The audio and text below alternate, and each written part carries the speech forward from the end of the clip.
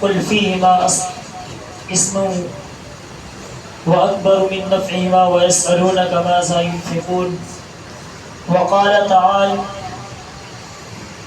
يسألونك عن المحيض قل هو أذى فاعتزلوا النساء في المحيض صدق الله العظيم۔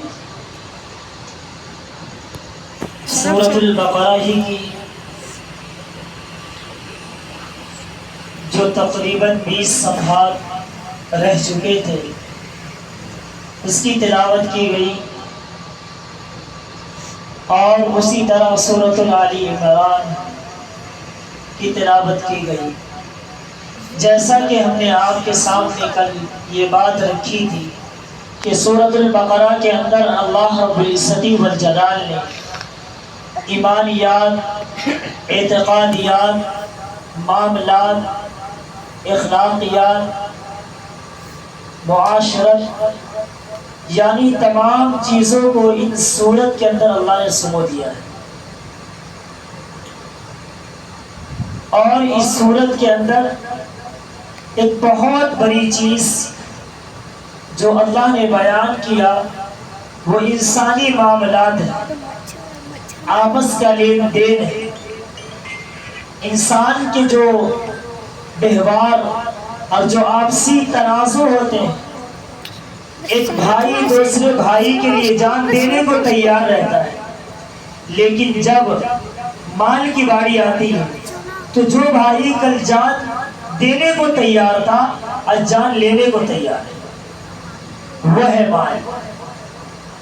تو یا ایھا الذین آمنوا اذا تداینتم، کہ اے ایمان والے، یہاں پر ایک غور کرنے کی بات ہے کہ اللہ نے یا ایھا الناس نہیں کہا۔ اگر یا ایھا الناس کہتے تو روئے زمین پر رہنے والے جتنے انسان، چاہے وہ مسلم ہو، غیر مسلم ہو، سکھ ہو، عیسائی ہو، تمام اس کے اندر داخل تھا۔ لیکن اللہ نے یا ایھا الذین آمنوا صرف اور صرف اونلی ایمان والوں کو مخاطب کر کہ جب تم آپس میں لین دین کا معاملہ کرو، ایک دوسرے کو کوئی چیز دو، مثال کے طور پر ہم نے بھائی سہیل سے 50 روپے لیے تو ہمیں چاہیے اور ان کو بھی چاہیے کہ لکھ لیا کرے یا ایھا الذین آمنوا اذا تداینتم بدین الی اجل مسمى، کہ اے ایمان والو جب آپس میں لین دین کا معاملہ کرو تو بدین الی اجل مسمى، ایک متعینہ مدت تک، فاکتبوہ، فاکتب کے معنی آتے لکھنا، تم اسے لکھ لو، امر کا صیغہ ہے، یعنی حکم دیا جا رہا ہے کہ جیسے کسی کو کوئی چیز دو تو فوراً لکھو۔ کیوں؟ اس لیے کہ اگر نہیں لکھو گے تو کل ہو کے میں انکار ہو سکتا ہوں کہ ہم نے آپ کا 1 روپیہ بھی نہیں لیا، اور کل ہو کے آپ کا ایمان بھی بدل سکتا ہے، بھیا میں نے 50 نہیں 100 روپیہ دیا تھا، کیا گواہی ہے بھائی؟ اور پھر آپ بھی کہیں گے کہ آپ یہ کہہ رہے ہو کہ ہم نے دے دیا، آپ کے پاس کیا گواہ ہے؟ پھر آگے چل کر اللہ نے اس پورے صفحات کے اندر پورے معاملات کا ذکر کیا ہے کہ بدین الی اجل مسمى فاکتبوہ ولیکتب بینکم کاتب بالعدل، کہ جب تم لکھو تو آپس میں کسی کو عدل والا انصاف والا آدمی کو مقرر کر لو، صرف یوں ہی مت لکھ لو۔ وَلِيَشْهَدْ عَذَابَهُمْ طَائِفَةٌ، کہ جب دونوں فریقوں کا آپس میں لین دین کا معاملہ ہو تو تمہارا گواہ متعین ہو جائے۔ تو اس آیت کریمہ سے ہمیں معلوم پڑا کہ ہم دنیا میں اگر 1 روپیہ بھی کسی کو دیں تو اسے لکھ لیا کریں، کیونکہ انسان کے معاملات پیسے سے ہی خراب ہوتے ہیں۔ ایک بھائی بڑی محبت ہوتی ہے، لیکن جب پیسے کی باری آتی ہے نا، علوان الحفیظ، ساری محبت ایک طرف اور پیسہ ہمارا ایک طرف۔ تو اس آیت سے ہمیں یہ سبق ملتا ہے کہ ہم جب بھی آپس میں لین دین کا معاملہ کریں، صرف یہی نہیں، یہ میں نے مثال بھائی کے دی ہے آپ کے اوپر کوئی چیز کی ذمہ داری ہو، مثال کے طور پر کوئی مسجد یا مدرسے کا ذمہ دار ہو، وہ خازن ہو، خازن بہت بڑی ذمہ داری ہوتی ہے، وہ امانت دار ہوتا ہے، حتیٰ کہ میں کہوں کہ اگر مسجد کا پیسہ ہمارے پاس ہے تو مسئلے کے اعتبار سے وہ پیسہ ہم اپنے حساب کے استعمال نہیں کر سکتے، اس کی بھی پوچھو۔ لیکن اگر انتظامیہ کہہ دے کہ آپ کے پاس جو رقم ہے آپ اسے آپ استعمال کر سکتے ہیں، لیکن جب ضرورت پڑے گی آپ کو فوراً دینا پڑے گا، یہ ہے معاملہ۔ تو جب بھی ہم کسی کو دیں، یا مسجد یا مدرسہ یا کسی کا کوئی چیز، ہم 100 روپیہ کیوں نہیں دے رہے، اسے ہم فوراً نوٹ کریں، کیوں؟ یہ ہمارے پاس ثبوت ہو جائے گا۔ اس لیے کہا جاتا ہے نا کہ لکھتن کے آگے بھگتن نہیں چلتا، ہے ہمارے بہاری الفاظ ہیں کہ آپ کے پاس ثبوت ہوگا۔ مثال کے طور پر کسی کی کوئی زمین ہے، آپ لا کہہ دیں بھیا یہ ہماری زمین، آپ کی بات نہیں مانی جائے گی، لیکن اگر آپ کے پاس ثبوت ہے کہ بالا ہے، رجسٹر کیا ہوا ہے، تو آپ فوراً یہ حقدار، اور آپ عدالت میں پیش کر سکتے کہ ہم ہی اس کے حقدار۔ تو اس آیت کریمہ سے یہ معلوم پڑا۔ اور اس سے پہلے چلے آئیے، اسی صورت کے اندر دوسرے بارے میں اللہ نے فرمایا یسألونک عن الخمر والمیسر، کہ وہ لوگ جو آپ سے سوال کرتے ہیں شراب کے بارے میں، جوئے کے بارے میں، یسألونک عن الخمر والمیسر قل فیہما اکبر من نفعہما، تو اے نبی جی آپ کہہ دیجئے کہ یہ سب سے بڑا گناہ ہے، اس میں نفع نہیں ہے۔ جب پہلے مکہ المکرمہ کے اندر شراب پینا عام تھا، نمازوں کے اندر شراب پی کر آتے تھے، لیکن جب یا ایھا الذین آمنوا انما الخمر والمیسر والانصاب، 7ویں بارے میں یہ دوسرے صفحے کی آیت ہے سورۃ الانعام کی، وہاں انشاءاللہ اس کے فوائد آپ سنیں گے کہ صحابہ کرام جب یہ آیت کریمہ کو سنے تو جن کے ہونٹ پر شراب لگے ہوئے تھے انہوں نے اپنے ہونٹ کو زمین میں رگڑ دیا کہ کل قیامت کے دن ہم میدان محشر میں اللہ کے سامنے اپنا چہرہ کیا دکھائیں۔ اور شراب کی تجارتیں عام تھی، جیسے ہی صحابہ نے سنا وہ اپنے گھڑے اور مٹکے یوں ہی بہا دیے۔ لکھا ہے تاریخ کی کتابوں میں کہ مکہ اور مدینہ کی گلیوں کے اندر شراب کی نہریں بہنے گئیں، یہ ایمانی تقاضا۔ یسألونک عن الخمر والمیسر قل فیہما، کہ نبی جی کہہ دیجئے کہ یہ دونوں، والمیسر کے معنی آتے ہیں جوا، اس کے اندر تفسیر میں لکھا ہے کہ ہر وہ کھیل جو آپس میں ہار جیت کا ہو وہ ناجائز ہے۔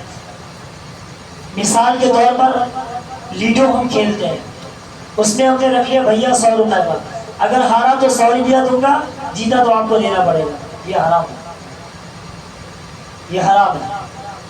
اور آج فی زمانہ جتنے کھیلے میں سمجھتا ہوں وہ تمام ناجائز، وہ اسی کے اندر داخل ہے، والمیسر کہ جوا، جوا ہر وہ کھیل جو آپس میں لازم و ملزوم ہو، کہ ہارنے پر آپ کو دینا پڑے گا اور جیتنے پر، ہارنے پر ہم کو دینا پڑے گا، جیتنے پر آپ کو دینا پڑے گا۔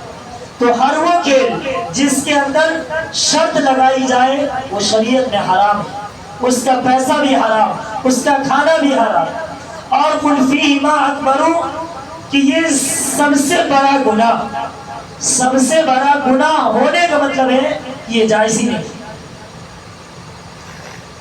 لیکن آج ہم اپنے معاشرے کا جائزہ لیں، آج ہمارے چھوٹے چھوٹے معصوم بچے فری فائر، نعوذ باللہ من ذالک، اللہ نے ایسی لت لگا دی ہے معاشرے کے اندر کہ ہمارا بچہ تو کیا بڑا بھی اس میں ملوث ہے۔ اللہ تمام کی حفاظت فرمائے۔